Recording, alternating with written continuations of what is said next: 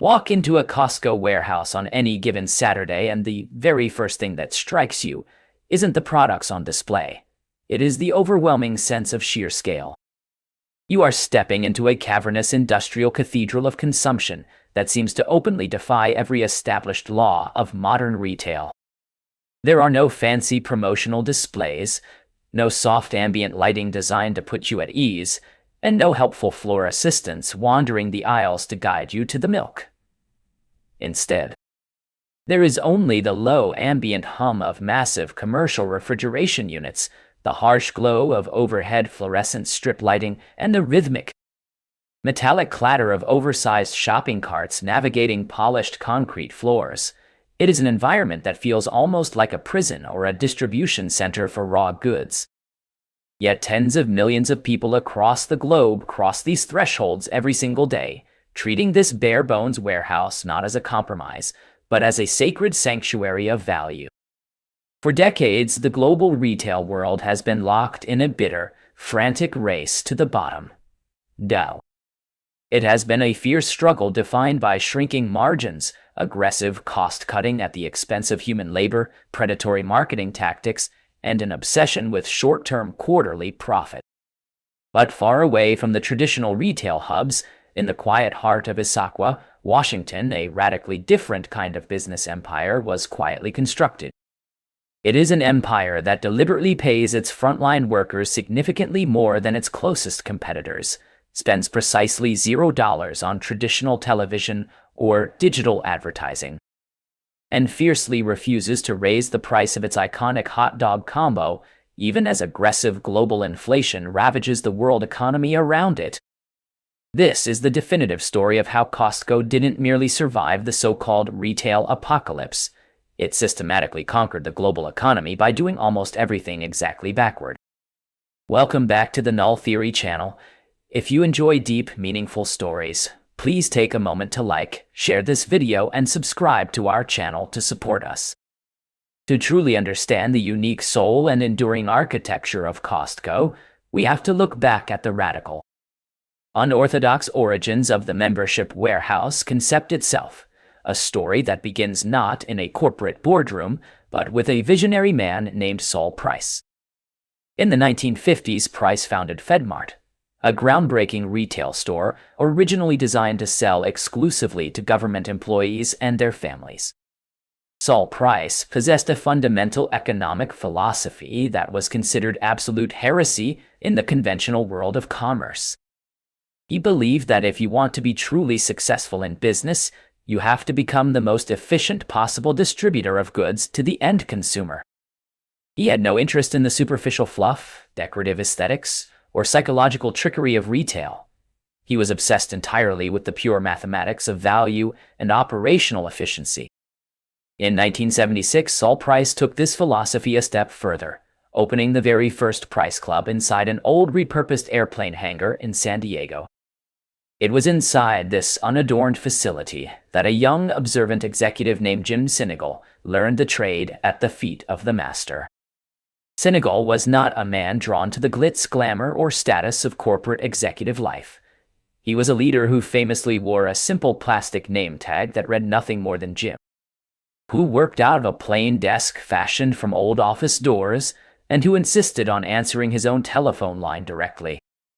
In 1983, alongside co-founder Jeff Brotman, Sinegal took the foundational lessons imparted by Saul Price and launched the very first Costco location in Seattle. They were not simply building another store to sell groceries and housewares. They were engineering a restricted, membership-only club that functioned fundamentally more like a shared public utility or a collective buying co-op than a traditional profit-maximizing retailer. The core business model they constructed was a masterclass in psychological clarity disguised as extreme operational simplicity. Consider the landscape of traditional retail giants like Walmart, Target, or major supermarket chains. These stores typically stock anywhere from 40 to well over 100 distinct items on their shelves. They inundate the shopper with infinite variations of the exact same product, trapping the consumer in what behavioral economists call the paradox of choice, a psychological state where having too many options leads to decision fatigue anxiety, and ultimate dissatisfaction. Costco took the exact opposite path. They deliberately constrained their total warehouse selection to a mere 0 carefully curated products. If you walk down the aisle looking for peanut butter at a traditional grocery store, you are forced to evaluate 20 different brands, sizes, and price points. At Costco, you are presented with a binary, friction-free choice. You choose between the single national market leader or Costco's own private label, Kirkland Signature.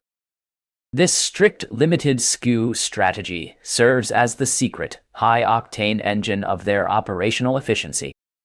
By purchasing astronomical, staggering volumes of a single specific item, Costco gains unprecedented, ironclad leverage over its manufacturing suppliers.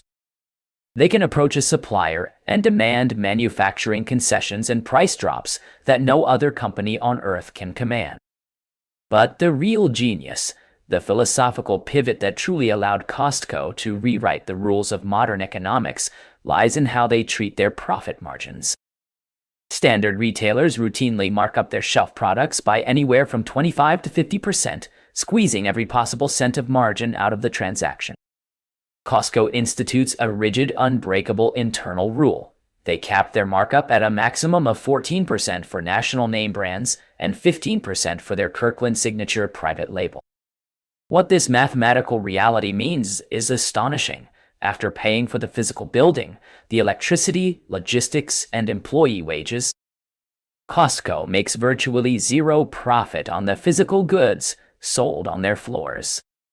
The true financial engine of the company, the billions of dollars in net income reported to shareholders every single year, is generated almost entirely from annual membership fees. When you pay for that card, you aren't just a shopper walking into a store. You are essentially paying a subscription fee to become a member of a massive collective purchasing syndicate that buys goods at wholesale cost on your behalf. This radical structural transparency generated a tier of consumer loyalty that is virtually unprecedented in modern corporate history. Costco boasts a global membership renewal rate that consistently hovers above 90% year after year. People do not merely shop at Costco out of convenience, they actively internalize their membership as part of their lifestyle identity. This deep emotional connection is continuously reinforced by what behavioral scientists term the treasure hunt effect. Because inventory is kept tight and continuously rotated, shoppers experience a subtle subconscious sense of scarcity and urgency. When you stumble upon a high-end designer coat, a discounted premium television, or a set of seasonal patio furniture in the center aisles of Costco, your brain registers that it may not be there when you return next week. This triggers a momentary hit of dopamine, the primal psychological thrill of discovery, that elevates a mundane weekend chore into an exciting, rewarding hunt. Costco's merchandising team has perfected this dance between triggers and treasures. You walk through the warehouse doors intending only to pick up your essential triggers, the paper towels, the rotisserie chicken, the milk, and you walk out to the parking lot with a trunk loaded with treasures, a kayak, a high-end blender, or a giant plush toy you had no intention of purchasing when you left your home. Yet, perhaps the most moving and evocative dimension of the Costco saga is not found in the clever retail psychology or the supply chain logistics. It is found in its stubborn moral defiance of Wall Street orthodoxy. For decades, short-sighted financial analysts and corporate commentators looked at Costco's balance sheet and saw an enterprise that was actively failing its fiduciary duty to shareholders. Why? Because Costco deliberately chose to pay its frontline warehouse employees nearly double the prevailing national retail industry average. They offered robust health insurance benefits, dental coverage, and generous retirement savings plans even to part-time workers during the corporate mania of the early 2000s. Wall Street analysts repeatedly pressed Jim Sinegal to cut worker compensation, arguing passionately that if he reduced employee wages by just $2 an hour, Costco's stock price would instantly skyrocket. Sinegal's legendary response was as sharp as it was principled. He famously countered, We want to be a company that's still here 50 years from now.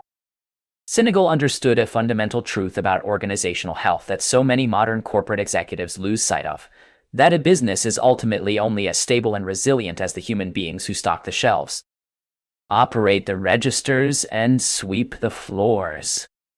By choosing to treat employees as long-term human assets rather than disposable operational expenses, Costco achieved the lowest employee turnover rate in the entire retail industry.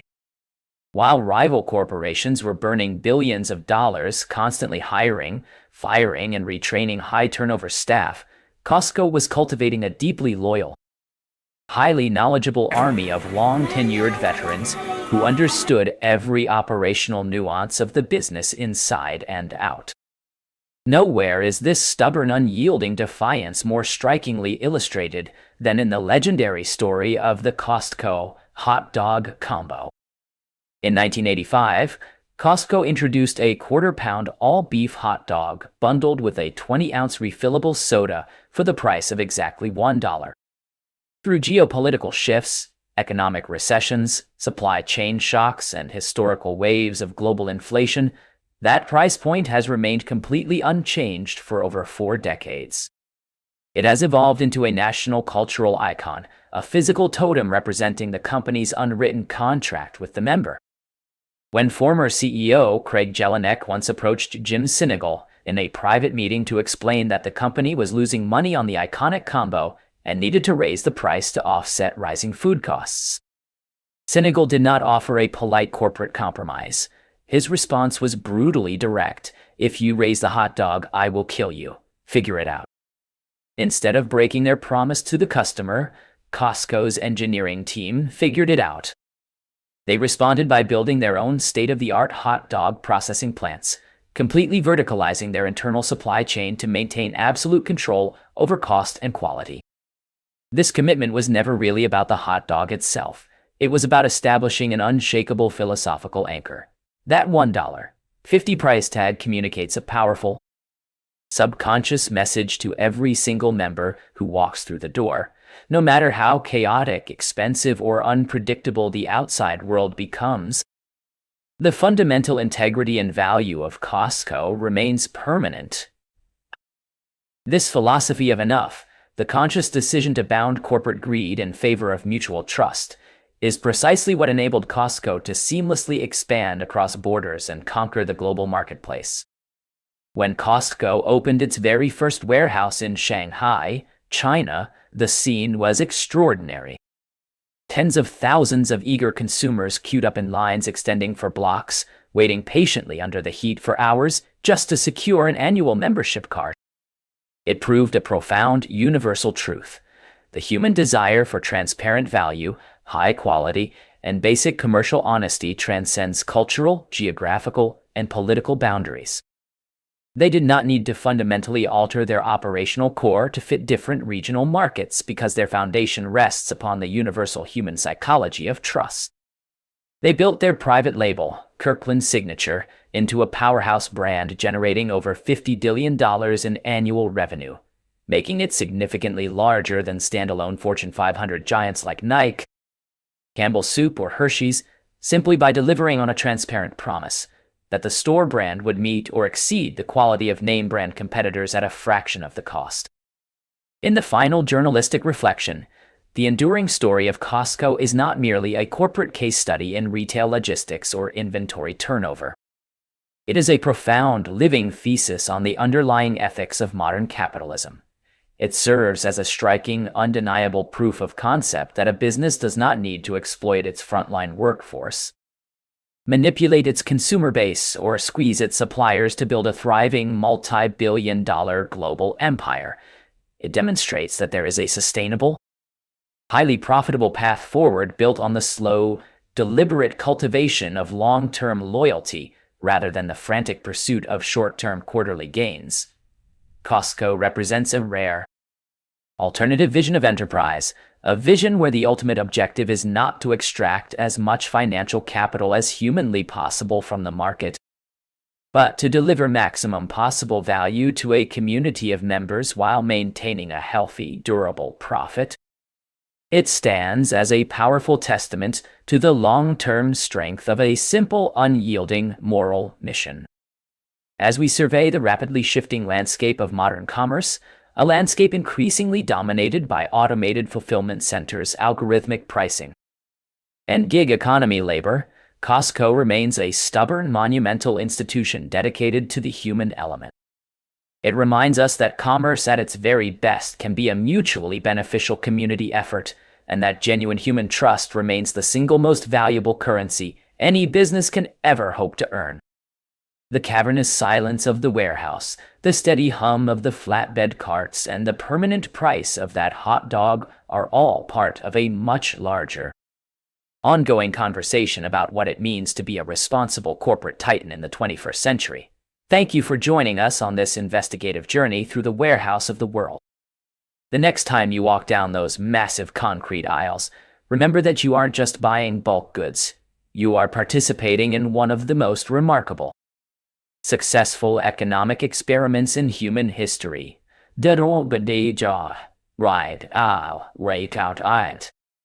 The future of our global economy isn't defined solely by what we choose to buy. It is defined by the core values we choose to support with every single dollar we spend.